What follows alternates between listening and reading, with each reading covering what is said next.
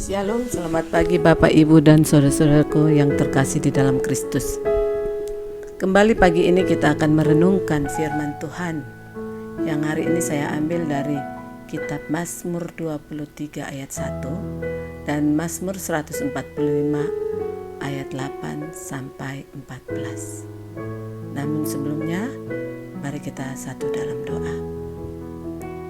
Bapa kami yang bertakhta di dalam kerajaan surga, kembali kami datang mengucap syukur atas penyertaan dan berkat yang Kau nyatakan di dalam hidup kami.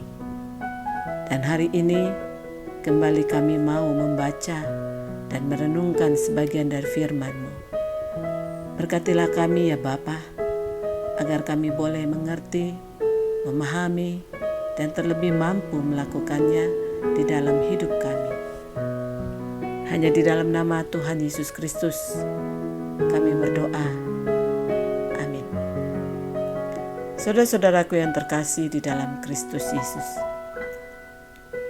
perenungan kita hari ini saya beri judul, Siapakah Tuhan itu bagimu? Dan pembacaan kita terambil dari kitab Mazmur 23 ayat 1 dan Mazmur 145 ayat 8 sampai 14. Demikian bunyinya. Tuhan adalah gembalaku, takkan kekurangan aku. Mazmur 23 ayat 1. Mazmur 145 ayat 8 sampai 14. Tuhan itu pengasih dan penyayang, panjang sabar dan besar kasih setianya. Tuhan itu baik kepada semua orang dan penuh rahmat terhadap segala yang dijadikannya. Segala yang Kau jadikan itu akan bersyukur kepadamu ya Tuhan, dan orang-orang yang Kau kasihi akan memuji Engkau. Mereka akan mengumumkan kemuliaan kerajaan-Mu dan akan membicarakan keperkasaan-Mu.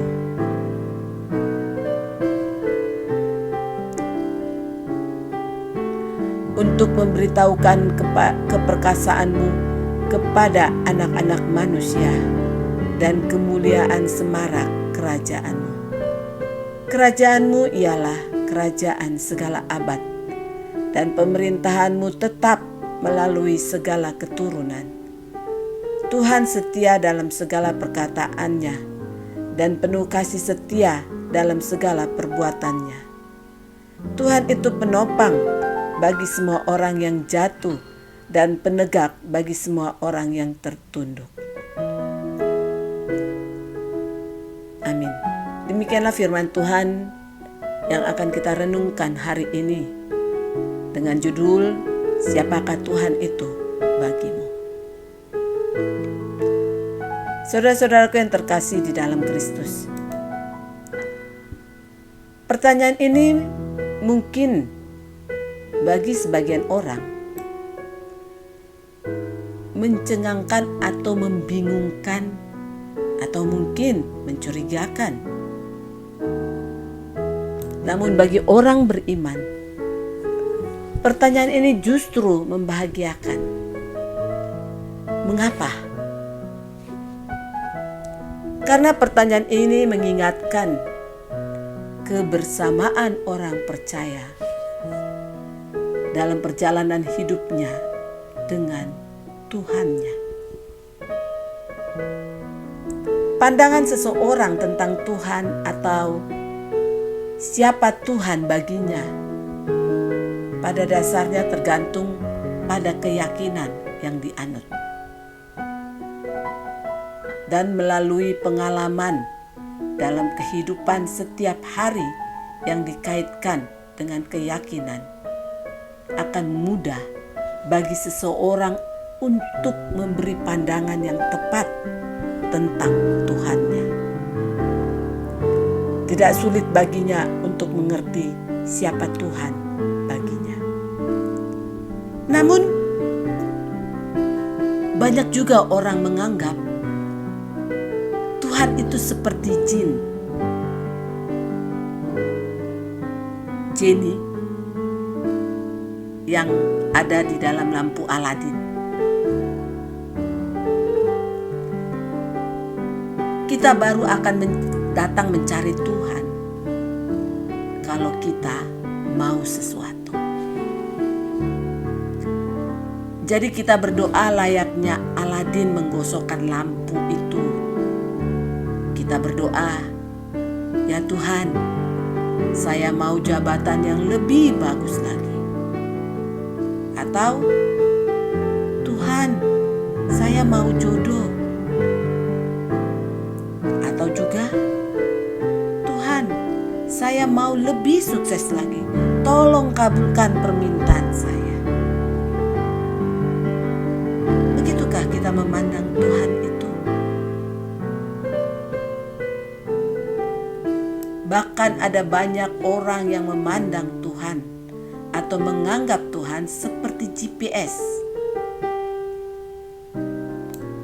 Atau zaman sekarang Google Map, Waze. Jadi kita baru mencari Tuhan ketika kita tersesat. Kita mencari Tuhan, kita meminta Tuhan untuk menunjukkan jalan yang benar. Dan apabila kita sudah tahu jalan itu, lalu kita tidak butuh Tuhan lagi. Atau apakah kita juga menganggap Tuhan seperti traffic light, lampu merah, atau traffic light kamera, atau seperti pengawas parkir yang siap memperhatikan segala kehidupan kita dengan mata yang selalu menyala dan melihat serta mencatat segala kesalahan kita. Dan ketika kita berdosa, langsung jepret, kena denda ratusan ribu. Apakah kita melihat Tuhan seperti itu? Saya berharap tidak, saudara-saudaraku.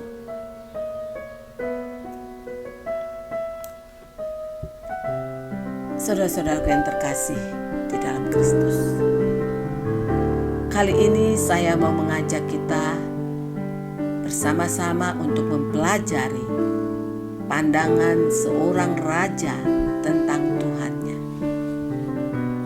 Siapa raja itu? Yaitu Raja Daud.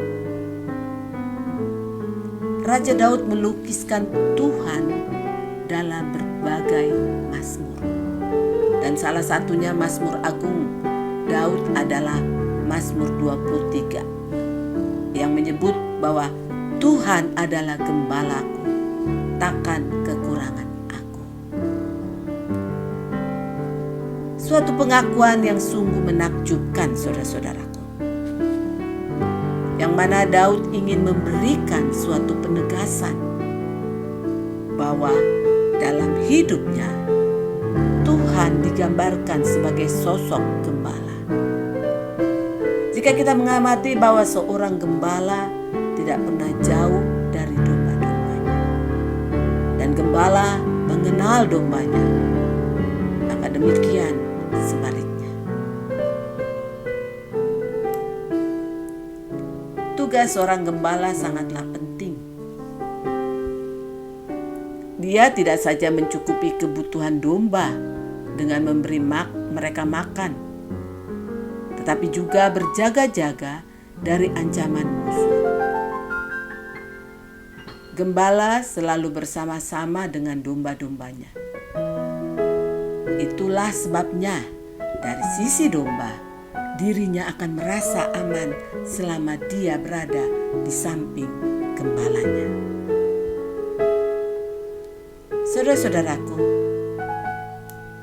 Daud menyadari bahwa hubungannya dengan Tuhan bukanlah sebuah hubungan simbiosis mutualisme, sebuah hubungan saling menguntungkan antara dua belah pihak. hubungan Daud dengan Tuhan jauh melebihi kebutuhan-kebutuhan di dalam diri Daud sendiri. Dan itulah yang disebut dengan intimasi, keintiman.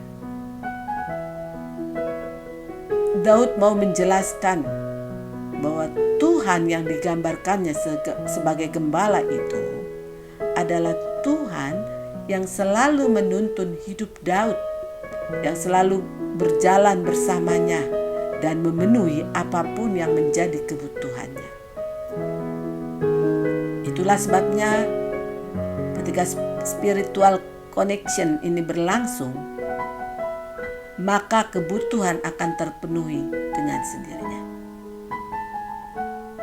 Takkan kekurangan aku adalah sebab akibat dari pernyataan Daud yang menjadikan Tuhan sebagai gembalanya. Saudara-saudaraku yang terkasih, pelajaran yang dapat kita ambil dari pengakuan Daud ini ialah bahwa selama kita menjadikan Tuhan sebagai gembala, dan selama kita juga mau menjadi domba yang baik bagi gembala itu, maka apapun yang menjadi kebutuhan kita tersedia. Sebagaimana seorang gembala menjamin kebutuhan domba-dombanya, mulai dari kebutuhan fisik, rasa aman, ketentraman, dan hal-hal lainnya yang non-material. Nah, sekarang bagaimana dengan Anda? Sudahkah Anda menjadikan Tuhan Yesus sebagai gembala, sebagaimana Daud lakukan? Namun ingat, sudahkah Anda juga menjadi domba yang baik? Saudara-saudaraku yang terkasih, tidak hanya itu, Daud juga memiliki segudang pengakuan lain tentang Tuhan,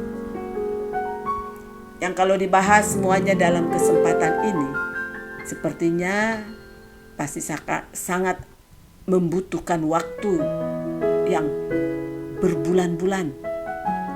Oleh karena itu, mari kita simak salah satu pengakuannya tentang Tuhan selain dari Mazmur 23, yaitu ada di dalam Mazmur 145 ayat 8 sampai 14, di mana bagian dari perikop ini diberi judul Puji-pujian karena kemurahan Tuhan. Yang pertama yaitu ayat yang ke-8 katakan bahwa Tuhan itu pengasih dan penyayang. Pelajaran yang kedua, Tuhan itu panjang sabar dan besar kasih setianya. Dan yang ketiga, Tuhan itu baik kepada semua orang dan penuh rahmat terhadap segala yang dijadikannya. Kita bisa lihat pada ayatnya yang ke-9. Dan yang keempat, Tuhan itu mulia dan perkasa, dan kerajaannya dan pemerintahannya abadi. Karena kerajaan Tuhan ialah kerajaan segala abad, dan pemerintahannya tetap melalui segala keturunan. Kita bisa baca dari ayat yang 11 sampai yang ke-13.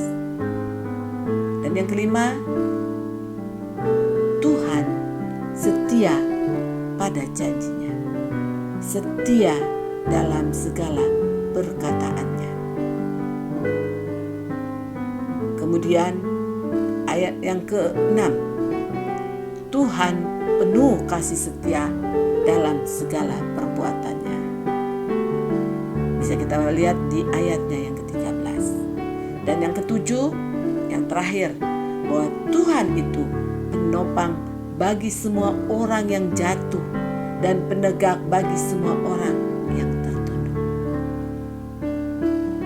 Saudara-saudaraku, pelajaran berikutnya yang dapat kita ambil dari pengakuan Daud ini adalah: pertama,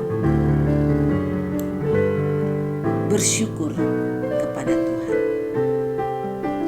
Kemudian, orang yang mengasihi Tuhan akan memuji-muji Tuhan. Ayatnya yang ke-10.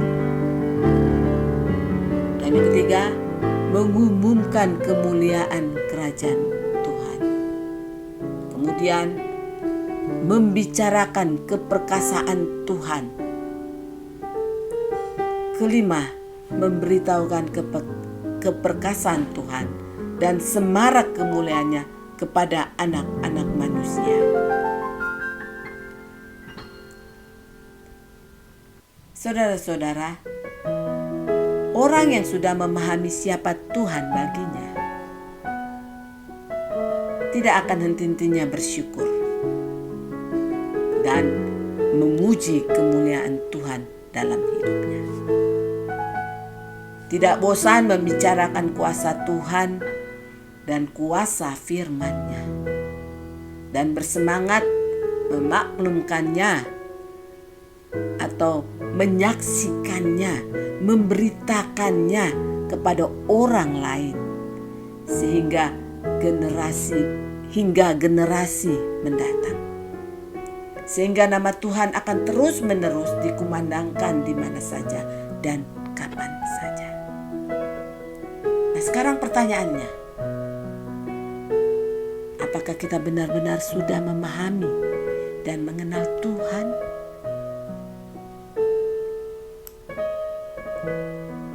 Kadang dalam hidup kita sebatas tahu dan berharap dapat menghadapi semua masalah kita dengan pengetahuan itu. Memiliki pengetahuan tentang iman tidak akan membuat Anda hidup dalam iman. Memiliki pengetahuan saja akan firman tidak akan membuat Anda menjadi orang rohani.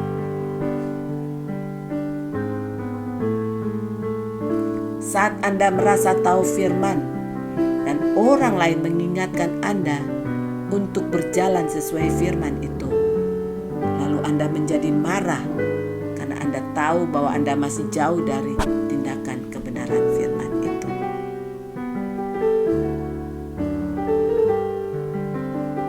Itu yang sering terjadi.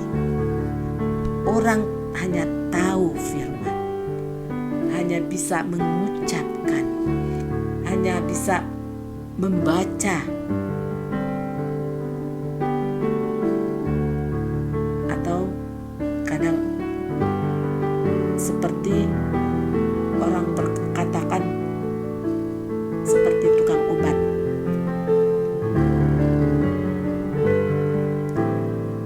Hanya tahu obat itu gunanya, tapi dia tidak pernah merasakan obat itu. Jadi hanya tahu, tidak mengalami. Lalu bagaimana? Apakah kalau begitu kita tidak usah mengenal pengetahuan kebenaran? Oh, tentu saja tidak. Bukan itu maksudnya ya, saudara-saudaraku. Pengetahuan akan kebenaran sangat diperlukan. Karena tanpa kita mengetahuinya, kita tidak memiliki patokan ukuran kebenaran pada diri sendiri dan orang lain. Jadi bukan berarti kita tidak perlu belajar, tidak perlu mengetahui. Nah, saudara-saudaraku yang terkasih, Tuhan Yesus adalah Tuhan dan Juru Selamat kita. Artinya, kita memberikan Dia hak penuh atas diri kita seutuhnya. menjadikan Tuhan, menjadikan penguasa tunggal dalam hidup kita. Dan kita mengakui karya keselamatan yang Tuhan Yesus kerjakan di atas kayu salib untuk menebus dosa kita. Semua orang percaya pun meyakini hal ini. Betul kan? Semua orang percaya tahu bahwa Yesus adalah Tuhan dan Juru Selamat. Namun, biarlah ini bukan hanya sekedar kita tahu, namun kita boleh mengalami perjumpaan pribadi dengan Raja dan Tuhan kita, dan mengalami perjumpaan dengan Sang Pokok Keselamatan itu. Jadi bukan hanya sekedar tahu, tapi kita pun harus merasakan, mengalami bahwa Yesus benar-benar adalah Tuhan. Yesus adalah benar-benar Juru Selamat hidup kita. Saudara-saudaraku, perjumpaan adalah proses terus-menerus yang haruslah kita alami bersama Tuhan. Sama seperti ketika kita belajar mengenal seekor gajah dan mata kita sedang tertutup, lalu kita akan memegang belalainya. Kemudian kita akan mengatakan, gajah itu panjang dan kecil. Lalu saat kita memegang telinganya, kita akan berkata, gajah itu besar dan lebar. Lalu saat kita memegang perutnya yang gembul, maka kita akan berkata gajah itu gendut dan besar. Sekarang mana yang benar? Semua benar, tapi juga tidak benar. Karena kita melihatnya dengan mata tertutup dan tidak melihat keseluruhan dari gajah itu. Tuhan Yesus Kristus adalah Tuhan yang tak terselami oleh pikiran kita. Mungkin saudara berkata, mana mungkin mujizat seperti itu terjadi? Bagaimana mungkin keluargaku dipulihkan? Begitu banyak ketidakpercayaan kita karena mata kita belumlah terbuka dan memiliki mata rohani untuk melihat Dia. Kita belum memiliki mata rohani untuk melihat Dia. Benar, mungkin kita sudah mengalami perjumpaan dengan Yesus dulu. Benar, Anda dan saya sudah mengenal firman-Nya sejak kita kecil. Dan benar, Anda dan saya pun melayani Dia dengan tekun sampai hari ini. Tapi saudara-saudaraku, jangan berhenti di sana. Sebab perjalanan rohani kita tidak boleh berhenti. Saat kita merasa begitu buruknya, jangan anggap dirimu itu terlalu buruk dan terpuruk dalam keadaan kita.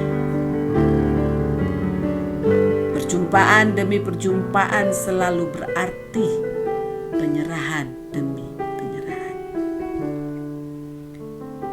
Kita perlu kembali menyerahkan diri kita, meminta tingkatkan iman dan kasih yang lebih besar lagi. Dan kita butuh menyerahkan kembali mimpi dan kehendak kita setiap hari. Kita pun perlu mengalami perjumpaan dengan salib dan menyangkal diri kembali setiap hari. Jadi, jangan berhenti untuk terus mengenal Dia. Dia Tuhan yang mengenal kita dengan sempurna.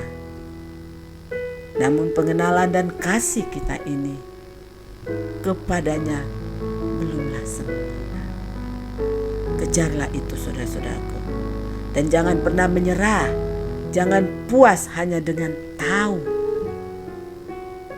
Saat kita merasa sudah rohani, merasa sudah tahu, maka sangat susah sekali bagi rohnya, bagi roh Allah yang lembut untuk menuntun hati kita.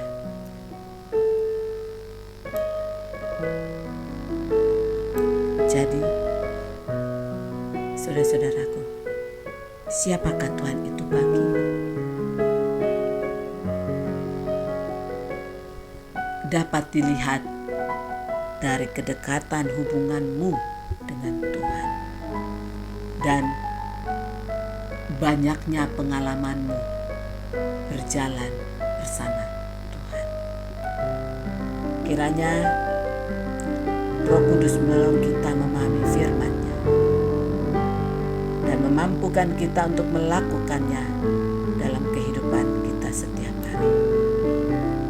Salam sejahtera bagi kita semua. Amin. Mari kita kembali satu dalam doa. Bapa kami yang di surga, terima kasih untuk firman-Mu yang mengingatkan dan menyadarkan kami untuk lebih mengenal Engkau sebagai Tuhan di dalam kehidupan kami. Mampukanlah kami ya Bapa, agar kami senantiasa menjadikan Engkau satu-satunya Tuhan dalam hidup kami, dan menjadikan Engkau sebagai gembala yang senantiasa menuntun dan membimbing setiap aspek kehidupan kami, sehingga kami pun mampu untuk mengucap syukur dalam segala hal dan mampu menyaksikan segala karya-Mu di dalam hidup kami. Terima kasih Bapa. Hanya di dalam nama Tuhan Yesus Kristus kami berdoa dan mengucap syukur. Amin. Shalom. Terima kasih Bapak Ibu. Dan sampai jumpa. Kiranya Tuhan Yesus Kristus senantiasa menyertai dan memberkati kita sepanjang hari ini. Salam sehat selalu. Amin.